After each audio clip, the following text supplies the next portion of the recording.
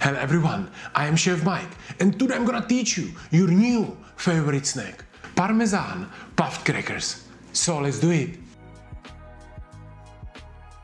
You will need just two ingredients to start with, water and Parmesan. For today's recipe, I will also use some saffron to get better color and taste, but if you don't have it, you can do it easily without. Bring your water to a boil and put the saffron to infuse inside for around 30 minutes. In the meantime, I will grate my Parmesan, and when the saffron is infused, I strain it into the mixing bowl and add also the cheese. In few minutes, the Parmesan should melt and form like a paste. Then you need to transfer it on baking paper and roll it nice and thin. The rest of the water you can still use for something like a risotto or pasta. And now you have to dry it properly at around 80 degrees Celsius until completely dry, so probably for few hours.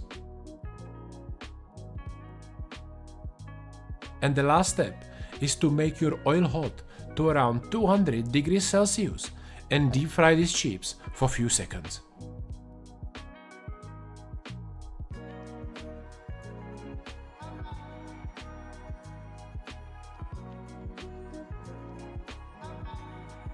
You don't want to put salt on them because they're already very salty, but you can experiment with different seasonings like a paprika, garlic, chili, and you can eat them just like a snack, or you can use them on your fine dining dishes as the chips.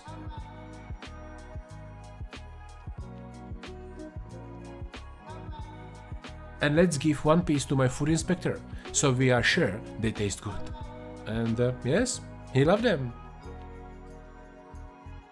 So I hope you enjoyed today's recipe, guys. And if you want to learn another cool recipe from Parmesan, check out this video and learn how you can make my Parmesan foam at home. Thank you for watching and I see you soon.